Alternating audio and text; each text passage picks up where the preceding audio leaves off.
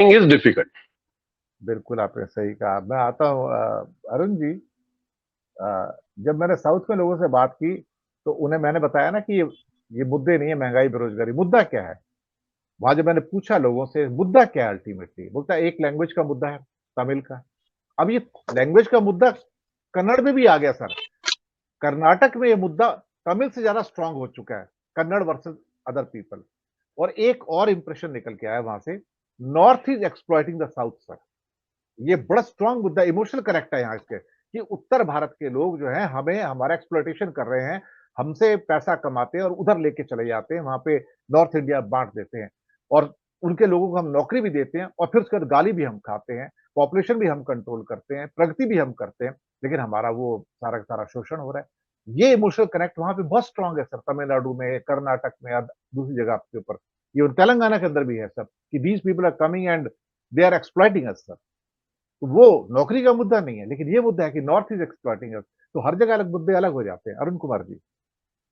जी sir, काफी बातों का खुलासा आपने भी किया, आलोक जी ने भी बताया है।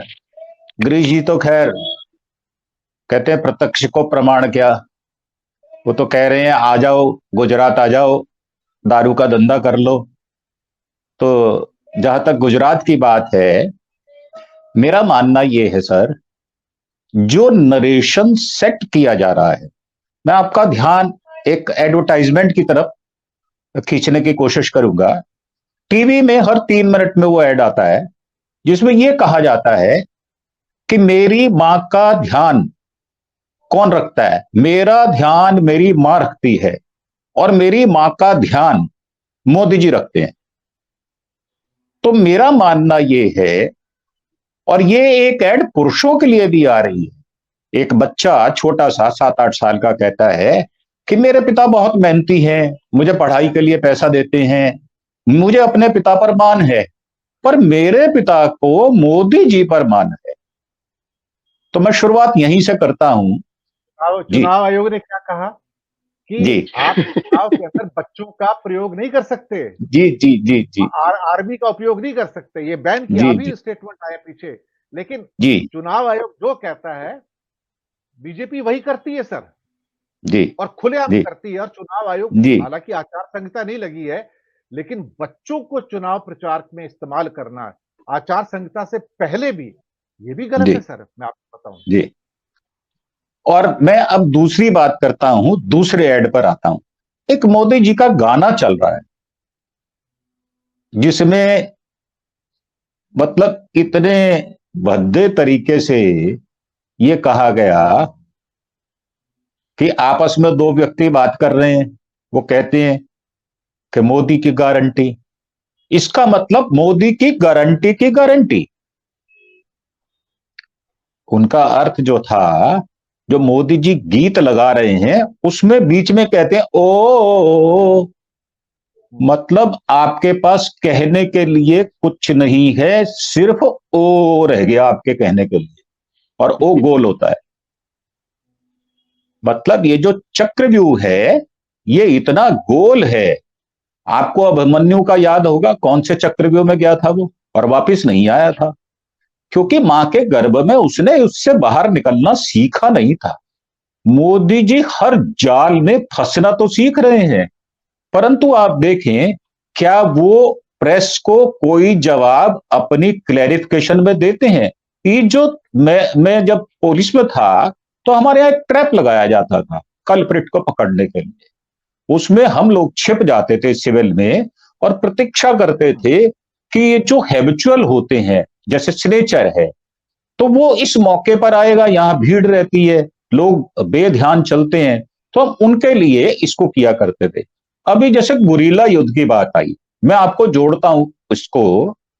इसी गुरीला युद्ध में, गुरीला युद्ध सर क्या हुआ, हर आदमी कह रहा था कि पैचअप नहीं होगा, इंडिया का गठबंधन नहीं होगा। आज से 6-7 दिन पहले एक मशहूर चैनल पे जिनकी 40 लाख सब्सक्राइबर हैं, मैंने वहां पर डटकर बोला था कि पैचअप होगा, और बड़े मुआजिज आदमी बैठे हुए थे वहां पर। मैंने साफ कहा था ममता दीदी आएंगी, मायावती भी आएंगी, अरविंद केजरीवाल भी आएंगे, और मैं आपके चैनल पर बड़े धड़ल्ले से कह रहा हूं कि पंजाब में भी चुनाव का समझौता होगा। गुरीला युद्ध किसको कहते हैं?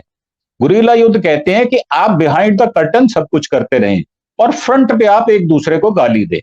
हमारे पिताजी कहा करते थे, बेटे लड़ाई में जीतना है ना तो अकेले नहीं जीत सकते, कोई आदमी तुम्हें समझाने वाला ना हो बल्कि तुम्हें उकसाने वाला हो, और कोई आदमी सामने वाले का हाथ पकड़ ले, इतने पे आप जड़ दो दो तीन उसको, बस उसका उत्साह वहीं खत्म हो जाएगा। मोदी जी इसी गुरीला युद्ध को कर रहे थे, और इस गुरीला युद्ध को विपक्ष बहुत पहले बड़ी अच्छी तरह से समझ चुका था। 17-18 तारीख को मैं मंडपम में था, जो दृश्य मेरे सामने उपस्थित हुआ, वहां पर एक बात सामने आई कि मोदी जी करीब 200 कैंडिडेट नए लाने वाले हैं, परंतु अभी जब पैंतरा बदला गया है तो देखने सुनने में यह आ रहा है कि मोदी जी पुराने घिसे हुए सिक्कों को दोबारा से चलाने की कोशिश करेंगे। मतलब वो किसी का टिकट काटने वाले नहीं है, क्योंकि फ्रस्ट्रेशन पार्टी में बढ़ गई है। पार्टी में जो बड़े बूढ़े लोग हैं, मैं देख रहा था जो करीब 60, 65, 70, 75 के लोग हैं, उनमें फ्रस्ट्रेशन ज्यादा है। जो नौजवान हैं उनमें फ्रस्ट्रेशन उतनी नहीं है, क्योंकि उनके पास विकल्प बहुत हैं, दूसरी पार्टियों के विकल्प बहुत हैं।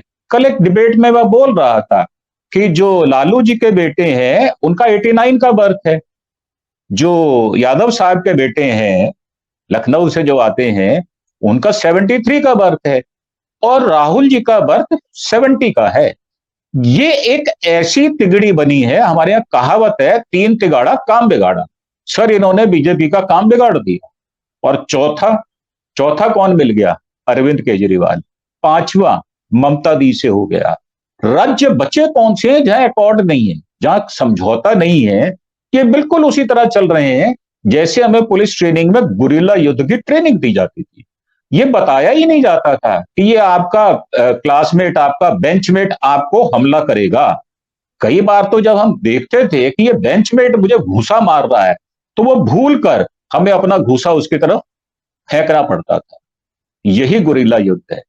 और मैं समझता हूं आज विपक्ष जिस अच्छे तरीके से इस गुरिल्ला युद्ध को अंजाम दे रहा है, जितनी अच्छे तरीके से उसने ट्रैप लगा रखा है कल्प्रिट को पकड़ने के लिए, ये मार्वलस है, ये बहुत शानदार है। और ये ऐसा नहीं है कि ओवरनाइट है, ये नाइट ओवरनाइट जर्नी नहीं है। ये पिछले 30-40 दिनों में जो अब तीसरे राउंड की बातचीत चल रही है, सीटें आइडेंटिफाई हो चुकी हैं, बातचीत हो चुकी है, कैंडिडेट फाइनल हो चुके हैं। कल मैं आप पार्टी, बीजेपी, कांग्रेस के अपने पुराने मित्रों से मैं मिला था।